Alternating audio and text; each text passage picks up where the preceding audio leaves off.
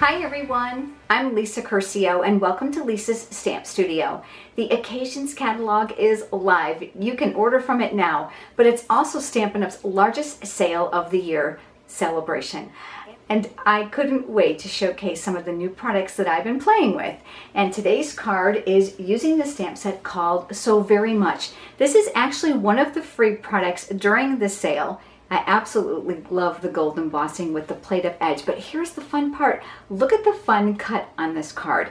I'm really excited to show you how to use it. Remember, I've placed the link below in the description bar so that you can head over to my blog, get the cutting dimensions, see close-up pictures, and of course there's a supply list for you there. I'm so glad you've joined me, but let's get over to the stamp table and let's get started. The name of the stamp set is So Very Much, and it is free. Yes, it's a free product in celebration, which is going on now. It's Stampin' Up's largest sale of the year, but here is the set. That thank you script is absolutely beautiful, isn't it? And then there are small sentiments that can be added underneath for the gift, so very much, for your kindness, and from all of us. Those products all come from the Celebration catalog. This just debuted a few days ago, and everything in this book is absolutely free. So you can see there's some really fun stuff in here. For every $50 increment, you'll be able to choose a free product of your choice. There is absolutely no limit to the number of times you can redeem this between now and March 31st.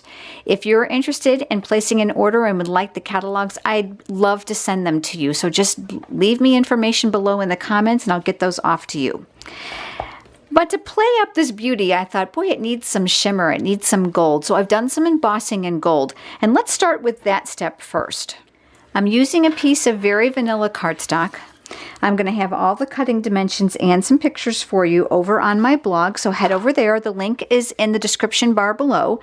This is my bone folder to create that nice crisp crease on that card. And we're going to need that because we're going to have to create an angle here for the opening of the card. So let me just show you this one more time.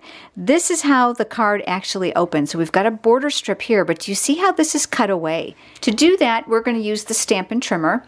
It comes with a scoring blade, which is the light colored blade, and it also comes with the darker blade, which is for cutting. But we know we're going to want to start somewhere here at the top on the crease. But because my paper strip here is only 1 inch wide, we want to make sure that we don't cut too far over. So let me give you some tips. I'm giving you a larger view, so I wanted to make sure that my blade was out of the way, so I moved it down off my paper. So I want to make sure I don't go past the 3/4 inch mark. So I want it wider at the top. Remember, this is the 3/4 inch line right here.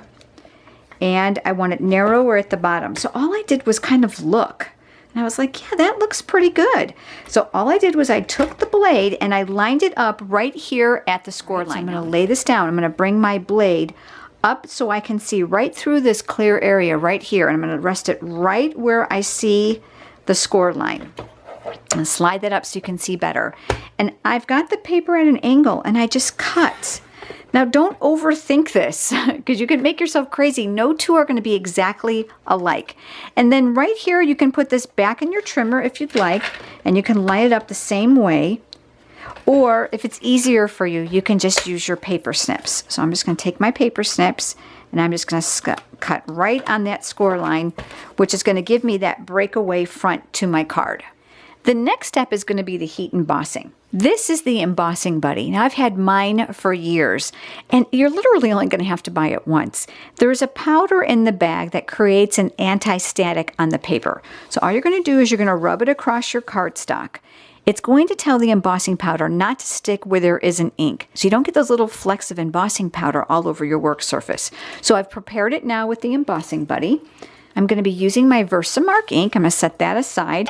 And we've got our thank you. Now you can see how large this is. So I'm going to turn this face up and I'm going to hold my ink pad by the sides and I'm going to tap to get ink on those little raised script areas. You don't want to press too hard. What you don't want ink on the outside edges or down in the recessed images of your stamp. So now we've got that inked. And we're going to lay that right here on the front of the card, and I am going to press. Now it's a large stamp, so I'm going to make sure that I trace out the greeting so I've got a good image. Okay, and then I'm going to lift, And then I'm going to bring immediately in my embossing powder. Now I know you can't see anything yet because it's an invisible type of ink. That's what Versamark is. It leaves a watermark, but it's very, very sticky. But it gives you that great adhesion for the embossing powder. So you can see I'm kind of flecking off the excess, and you can see how my embossing buddy has done a really good job of making sure I don't have a lot of stray powder. And then what I'm going to do now is I'm going to bring in my heat tool. The Stampin' Up! Heat tool has 2 speeds, a 1 and a 2. The 1 I really like for drying. So if I have done some watercoloring and I'm trying to speed up the drying process, I like to use that. 2 is the speed I want to use for when I heat set. The tip is encased, which is really important because this gets extremely hot. And once the gun has been heated up, you can make multiple cards rather quickly because it will retain its heat because of the nozzle. So I'm going to hold this closely to the paper. And I like to wiggle my gun, but I don't want to just go all over. I want to make sure that I've heat set this so that it changes to gold. Do you see it start to changing? Without moving around, because you can miss an area. So it takes that powder and actually turns it into like a foil enamel type finish. Isn't that beautiful? So we're going to go all around here. You can see I'm kind of trailing the greeting to make sure I don't miss a spot. And then down here at the bottom as well. And I'm just going to go over the card. You see how the powder is turning? Can you see the difference here between the powder and the foil? That's what the heat embossing does. It creates that beautiful foil image. Now it's very hot, so you can see I'm manipulating my fingers to make sure that they're not in the path of the heat tool. And again, why the tip is encased. I love the Stampin' Up! Heat tool. I think it's probably the best one on the market. It really does a great job. So I'm just going back over to make sure I didn't miss anything. And I'm looking. I'm going to turn that off. Set that aside. And I'm looking to make sure I don't have any powdery areas that I've missed. No, it looks good. So here's a little tip for you. Your surface is going to feel kind of gritty, grainy, sandy from the powder. So I love a Swiffer. So they'll just pick up all those little flecks really quickly and easily. I think most of us have those in our house. And that's going to give you a nice smooth work surface again. So let's go ahead and finish this. This designer series paper comes from the Occasions catalog, brand new, and it's called Falling in Love. It is stunning, but I'm going to tell you what really had my heart. When I saw this suite of products, I was like, wow, wow. I was like, I absolutely love these colors. So the designer paper comes from here, and I'm using the paper for the entire card from the same suite of products. So I'm going to adhere this designer series paper strip actually on the inside right of the card. So I'm taking my snail adhesive. Look, you got to love the double-sided paper so you can make a choice. I'm going to add adhesive on the back side. I want to be careful that I get the ends because I want to make sure that it doesn't lift. You're going to want to do this after you heat emboss. If you do it first, the heat will actually loosen up the adhesive and actually kind of lift it. So you don't want to do that first. You can do that after you emboss. I'm going to line this up here on the inside of my card all the way to the outside edge, and you can see how we've done just right. So we're going to make this cut just perfect, and then we're going to add that here. Look at, isn't that pretty? But let's play up that gold a little bit. I have cut a strip of gold foil, and that's going to actually go here. I'm going to give you some tips on how to adhere this. You're going to want to put the adhesive here, but you don't want the full length of the snail adhesive because it's going to be too wide. So this is what I used. If you've watched my videos before, you know that this is probably one of my best friends. This is the Silicone Craft Mat.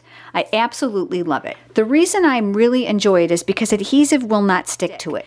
And what's great about it is if you only need a small area, whatever falls onto here will not create a sticky surface where you're actually working. So let me show you what I'm going to do. I'm going to put the gold foil here. So I'm actually going to take my snail adhesive and I'm going to pull, but I only want about a half of that width actually on the card. So I'm going to hold it up to see if you can see. Do you see how I only have some of it here and the rest of it actually fell here? So I'm going to hold this foil piece here, and what I'm looking for is a symmetrical line between the top and the bottom, and then I'm just going to press because remember the adhesive is on the back. Then what I'm going to do is with my scissors I am going to come in, I'm going to follow this line here at the bottom of the card and cut away the excess. But look at the difference this makes. Doesn't that just really play this up? But it needed an embellishment. So I'm going to take another piece of designer paper from that same series, and this is the Petite Petals punch, and I'm going to punch out 2 of these, 1 and 2, and then I'm going to crumble them up. I know you're probably thinking, no, but see, I want to give this some texture. I don't want this just to be flat. I'm going to open this up. And so what happened now is that these pieces of paper actually look a little weathered. They actually look a little used, kind of like more like real petals. So I've got 1 and I've got 2. Now you can go back and re-crumble them again if you choose.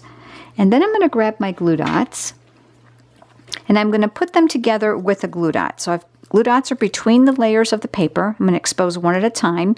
You're not going to want to pick these up because they're really, really sticky and they will stick to your finger. So I'm going to put the back of my paper on the glue dot, press, and then lift. And then I'm going to offset my petals a little bit. So I've got them going every which way. I'm going to stick those together. And then I'm going to put another glue dot on the back of those layers and press and lift. And then I'm going to add this where I want it, and I'm going to put it at the end of my script U. And now I can kind of fluff up my petals a little bit. Now I'm going to add a little bit of bling here to the center. And that bling comes from the Metallics Sequins assortment. So I'm going to take one of those out. And this pickup tool, Stampin' Up, does not sell yet, but I'll tell you what, I really love it. And it makes it super easy to get out the sequins that you want. So I'm fishing out this little gold one here because obviously I want to keep with my theme. And I'm actually going to use the fine tip glue. So I've got my fine tip glue here. It's got a needled tip on it, which makes it really easy to use. And I'm going to put just a drop right here in the center. Just a drop. It's stronger than it looks. And I'm just going to pick up my sequin and I'm going to add that to the center of my flower cluster. And then I'm just going to tap it. Now that's going to take just a few seconds to dry. And then you're going to put this back together. So this little needled tip actually keeps this from clogging. So the best way to do it is put your finger here alongside the fine tip glue, slide the needle in, and then screw it in. That's going to keep it from drying out. So it'll be ready to go every single time. Great product, great for sequins. So here's today's card, and here's the card I made before you joined me. You can see the variations in the designer paper. Isn't that absolutely beautiful? Thank you so much for being here. Remember, the link is down below, so you can head over to my blog and get the cutting dimensions and see some close-up pictures and, of course, the supply list. Thanks so much, everyone, for joining me, and I hope you have a great day.